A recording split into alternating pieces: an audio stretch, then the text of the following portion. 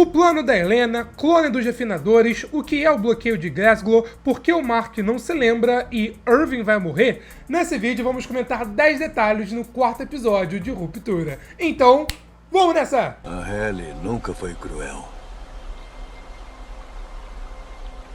Estou bem aqui.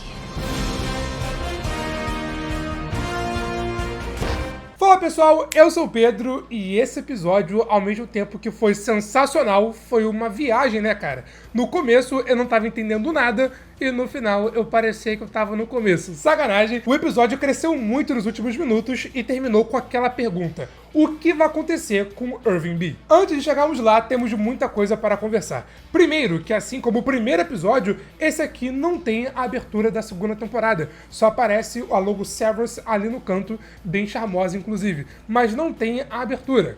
Agora, por que não tem? Será que porque esse episódio foi o mais diferente de todos? Ou será que esse episódio não se passou, né, na Lumon, por isso não tem abertura? Assim, não sei, mas achei esse detalhe curioso. Nesse episódio a gente acompanha os internos, menos claro a Halle, que é a Helena, e eu acertei em cheio. Essa aqui foi a primeira vez, sem contar o 9º episódio da primeira temporada, dos internos na vida real, no mundo exterior. Mas será que eles estavam mesmo no mundo real ou estavam numa simulação? Eu acredito que eles realmente estavam no mundo real, no mundo exterior. Tudo que a gente viu nesse episódio realmente aconteceu, não foi nenhum sonho, alucinação, simulação. Eu digo isso porque se fosse uma simulação, não tinha por que a Helena ter se revelado. Era só ela falar pro Miltic, né, desligar a simulação, sabe? Fora que o próprio Irving conta que quase congelou durante a noite. Então tudo que vimos nesse episódio realmente aconteceu. Mas por outro lado, eu não acho, ou melhor, eu tenho certeza que a Lumon não soltaria os 4 numa floresta aleatória sem ter total controle do que estava acontecendo, sabe?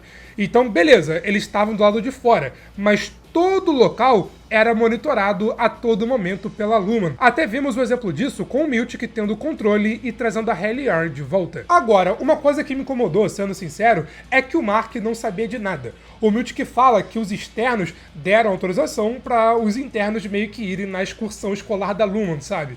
Mas peraí, se o Mark fez a reintegração no final do 3º episódio, ou seja, tendo as memórias do interno e externo ao mesmo tempo, como que ele não lembrava de nada? E assim, claramente ele não lembrava de nada, tá? Foi um choque pra ele, uma surpresa. Ele não tava mentindo, se fazendo de bobo, como a Helena. A resposta mais simples é a mais óbvia. As memórias dele vão se sincronizando aos poucos. Ele tem 2 anos de Lumon para lembrar, fora, claro, os seus vários anos na vida real. As lembranças dele vão aos poucos, com os dias ou até semanas se conectando, se sincronizando, até ele finalmente conseguir ser os 2 ao mesmo tempo, sem problemas. Aliás, até corrigindo o que eu falei no outro vídeo, o Mark não precisa tirar o chip para fazer a reintegração. O Pete, por exemplo, não tirou. A Cobel tirou o chip dele quando ele morreu. Então o Mark não precisa. Talvez ele queira tirar para não ter os efeitos colaterais ou algo parecido, mas aí ainda não sabemos. Um detalhe que confirma que o Mark desse episódio é um Mark pós a reintegração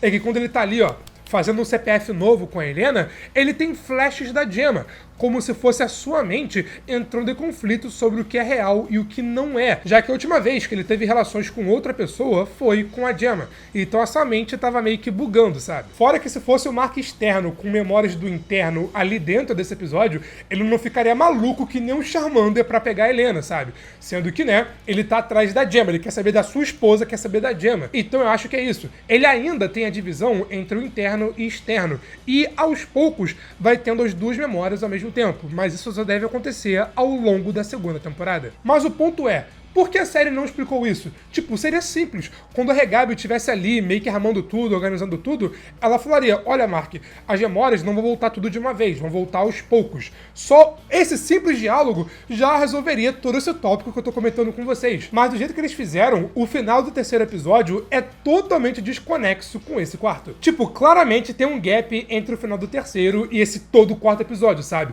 Um gap que eu acho que o 5º episódio pode responder pra gente. Eu não acho que vai ser o episódio todo no passado, como foi o 2º, por exemplo, porque aí, pô, a série perderia muito tempo.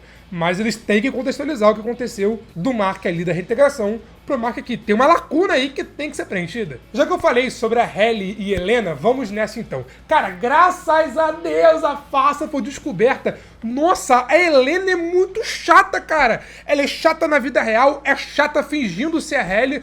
Pô, o Mark cai no papinho, o Mark assim, homem apaixonado, sem julgamentos, mas o Irving não. O Irving é macaco velho, é experiente, sabe das coisas e revelou tudo pra gente. A Helena não fez a reintegração, muito menos tirou o chip pra estar infiltrada ali. Pelo que o Miltic dá a entender, ela fez o mesmo processo que Mark, Heliar e Irving fizeram no 9º episódio, mas o processo inverso.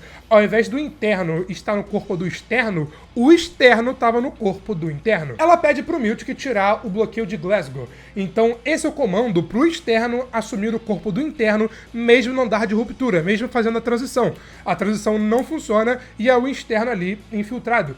Isso, inclusive, é referenciado no 8º episódio da 1ª temporada, quando o Dylan tá ali na sala de controle. Na verdade, tem vários comandos diferentes. Tem colmeia, transferência de filial, lousa limpa, elefante, bloqueio de Glasgow, congelar quadro. Assim, tem muito comando aí que a gente ainda nem sabe o que significa. Se vocês quiserem, eu posso fazer um vídeo só sobre eles, meio que tentando adivinhar, reunindo pistas que a série apresentou até agora. Se vocês quiserem interesse, cara, só pedir aqui nos comentários. Eu não vou comentar agora sobre tudo isso, porque esse vídeo já tá muito grande. Mas, quem sabe, não rola um vídeo especial. Mas aqui, esse tal bloqueio de Glasgow cria um precedente que é muito importante. É possível fazer isso. É possível o externo assumir o corpo do interno e estar no andar de ruptura.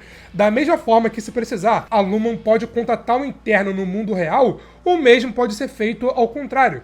E assim como a série apresentou essa possibilidade na 1ª temporada, ali no meio, e ela foi importante no final, eles terem apresentado agora, no meio da 2ª temporada, também deve ter uma importância lá na frente. O motivo que a Helena tá infiltrada, pô, todo mundo já sabe, é bem óbvio. E como ela mesma fala, ela não gostava de quem ela era lá fora e ela era muito mais feliz sendo Heliar do que sendo a Helena. Por isso que, né, ela tava infiltrada.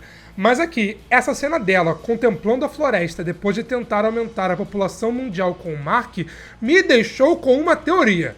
Será que ela planejou tudo isso só pra ter uma noite sozinha com o Mark? De verdade, considerando tudo que ela fez até agora, eu não duvidaria. Ou melhor, eu tenho certeza que foi isso. Ainda mais com essa cara dela aí. Tipo assim, essa cara, pô, consegui. Meu plano deu certo, sabe?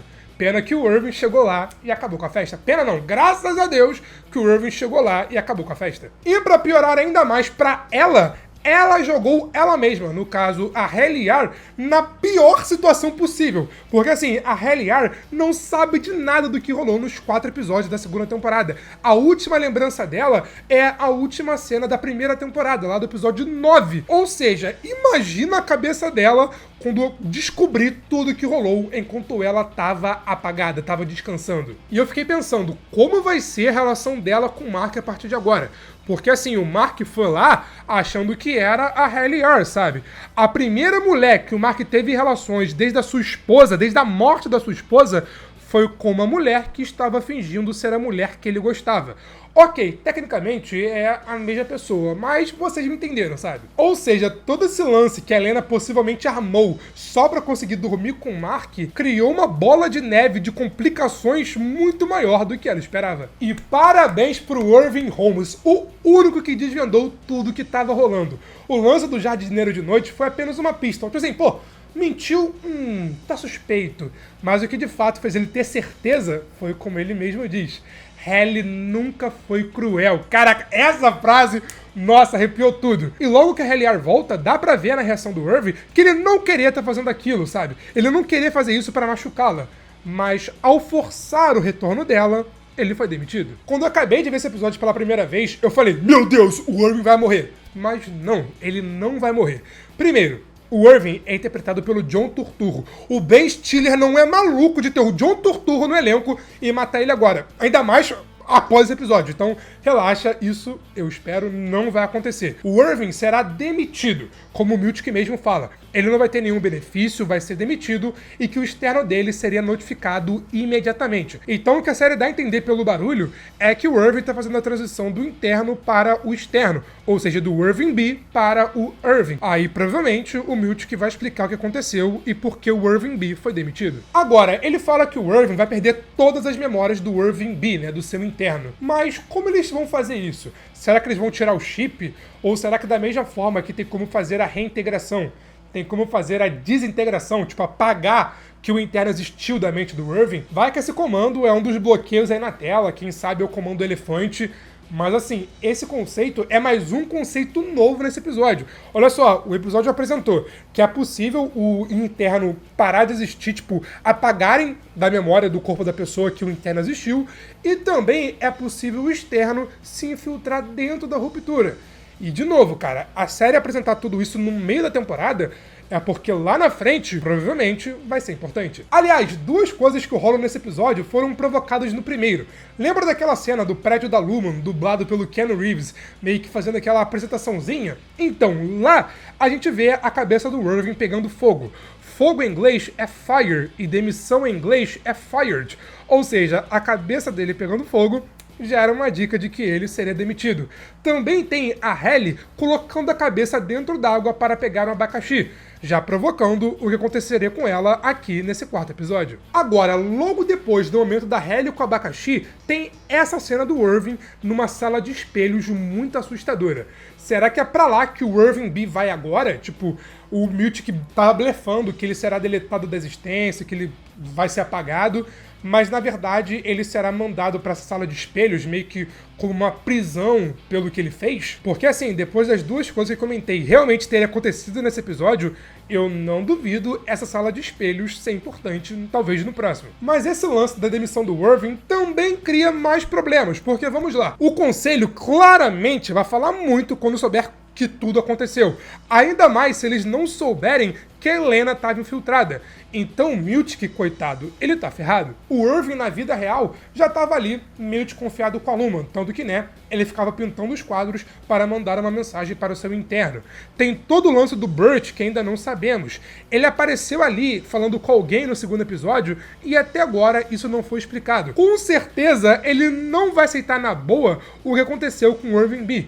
A Lumon, né, deve mentir sobre o que aconteceu, sobre o que de fato rolou, ou ocultar alguns detalhes importantes. Mas conhecendo o Irving até agora, né, na vida real, eu não acho que ele vai deixar barato. Muito menos o trio, Mark Dillon e Halle Yarr. Eles com certeza não vão aceitar na boa a demissão do Irving. Eu não duvido, inclusive, eles fazerem a mesma coisa que o Mark fez no primeiro episódio, tipo greve. Olha, só vamos trabalhar se o Irving voltar. Pela expressão do Miltic, eu não sei se isso vai acontecer, não pelo menos por enquanto, mas que deve rolar alguma greve, isso deve rolar. E outro detalhe sobre isso ainda é o Dillon.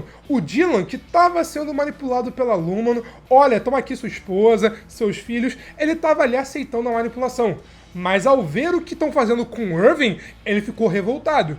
Então assim, será que ele vai continuar aceitando a manipulação da Lumon? Ou será que ele vai começar a ficar desconfiado, aí a Lumon vai ter que aumentar a manipulação? É mais uma coisa aí que pode rolar nos próximos episódios. Falando sobre o Miltic, cara, sendo bem sincero, a culpa não é dele. Ele não errou em nada, tecnicamente, sabe? A culpa disso tudo ter acontecido e ter dado errado é unicamente e exclusivamente da Helena, que é a chefe dele, sabe? Mas, né, a bomba aconteceu enquanto ele estava ali supervisionando os refinadores. E assim, no episódio anterior, a Cobell mandou a real. Quer que eu volte? Me dê um andar de ruptura e demite imediatamente o Miltic. Quem tem o poder de fazer essa troca do Miltic pela Cobell é a Helena. Será que ela vai fazer isso? Porque assim, a Cobell foi embora, sabe-se lá pra onde. Mas será que a Helena vai tentar contatar a Cobell, pedir 1000 perdões e demitir o Miltic, ainda mais após tudo que rolou nesse episódio? Aliás, o que tinha no carro da Cobell no episódio anterior era provavelmente o tubo de respiração que a sua mãe usava, tá? Só que adicionando o que eu não comentei no outro vídeo. Cara, foi mal jogar 1000 perguntas pra vocês, mas a série tá assim. A série a cada episódio faz 1000 perguntas e não dá nenhuma resposta. A única resposta que a gente teve nesse episódio é que sim, a Halle Yarr, na verdade, era Helena infiltrada. Fora isso, velho, é mais mistérios, mais perguntas e nenhuma resposta. Então, por enquanto, a gente só pode teorizar o que tá acontecendo, porque não tem nada concreto. E de verdade, eu acho essa parte até mais divertida. Agora sim, vamos falar sobre os clones. Esse episódio confirmou que sim, a Lumon está trabalhando em clones. Não só clones de quem morreu. Isso se a senhora Casey e possivelmente a senhora One também forem clones. Não sabemos o que elas são exatamente. Mas, de fato, tem clones dos refinadores. Mas reparem, os clones são totalmente bugados. Não parecem clones. Parecem mais robôs do que clones de fato, sabe? Ou robôs clones. Se a senhora Casey realmente é a clone da Gemma e a senhora One é a clone de alguém, elas são versões bem mais avançadas das que vimos aqui nesse episódio, sabe? Mas só deles terem aparecido já confirma que sim, a Lumon tem trabalhado em clones robóticos. Isso agora é fato. Agora, o porquê, aí que tá o mistério. E de toda forma, é uma jogada um pouco curiosa eles revelarem que estão trabalhando em clones para os refinadores. Ok, agora, a curto prazo, no presente, eles têm muita coisa mais urgente para se preocupar, ainda mais com a Heliar voltando e com o Irving B sendo demitido ou sendo apagado da existência. Mas, eventualmente, esse lance dos clones talvez seja importante. Assim como todo o lance do Keir envolvendo seu irmão, o Dieter. Descobrimos que ele teve um irmão gêmeo que morreu possuído. Assim, essa história é bizarríssima, cara, sendo sincero. Esse episódio, inclusive, passou uma vibe de filme de terror, né? Eu tô jogando agora Until Dawn, né? Que vai ter o filme em breve, que eu quero trazer vídeo pro canal sobre o filme. Aí eu tô jogando o jogo pra meio que dar uma estudada. E, velho, o jogo se passa de noite e é um jogo de terror. Então, nessa cena, pô, toda essa cena da fogueira, eu tava ali, tava vendo de noite ainda, tudo escuro. Fiquei meio nervoso. Se Ruptura fosse um pouquinho mais uma série de terror, maluco, que bom que é série de suspense. Sendo bem sincero, bem honesto com vocês, eu não entendi nada desse lance do Keir, do Dieter, tipo, qual é a importância deles pra trama geral. Eu pensei, assim, é uma parada tão bizarra, tão confusa, que eu pensei, se toda essa excursão da Lumon foi pra Helena, de fato, ter um momento a sós com o Mark, eu não duvidaria ela ter inventado toda essa história sobre o Dieter, só pra dar aquela assustada e criar o clima pra ela, né, ficar sozinha com o Mark. Mas se isso vai ser importante ou não no futuro, realmente eu não sei, tá? Essa parte foi bizarríssima. Eu tentei rever esse trecho dublado, legendado, em inglês sem legenda. E, cara, de verdade, essa pra mim foi a parte mais viajada desse episódio. Uma coisa é certa, nada em Ruptura é comentado por acaso. Por exemplo, aquela mulher possuída que matou o Dieter apareceu ali no sonho do Irving. Mas será que foi só pra aquele momento, só pro sonho, pra criar um sustinho? Ou tem algo aí? Aí, cara, só vendo os próximos episódios pra poder saber. Tem mais 6 episódios ainda, então tem muita coisa pra rolar. A gente pode ter respostas no episódio da semana que vem, no 5º episódio. Porque agora é pergunta, pergunta, pergunta, pergunta. O que eu acho legal, mas eu também queria uma resposta sobre o que tá rolando nessa segunda temporada. Mas enquanto esperamos semana que vem o 5º episódio, que lembrando, entre meio-dia e 1h vai ter análise aqui no Good Nerd. Aqui eu comento só sobre o 3º episódio, comentando um pouco mais sobre por que a Lumon tá trabalhando nos clones e o que eles querem, enquanto aqui eu comento sobre a abertura. A abertura já deu a dica de muita coisa que tá rolando, então ela pode ter algum segredo ainda de algo que vai rolar, então vale a pena ver esse vídeo. Mas foi isso, e eu te vejo na próxima, valeu, falou e fui!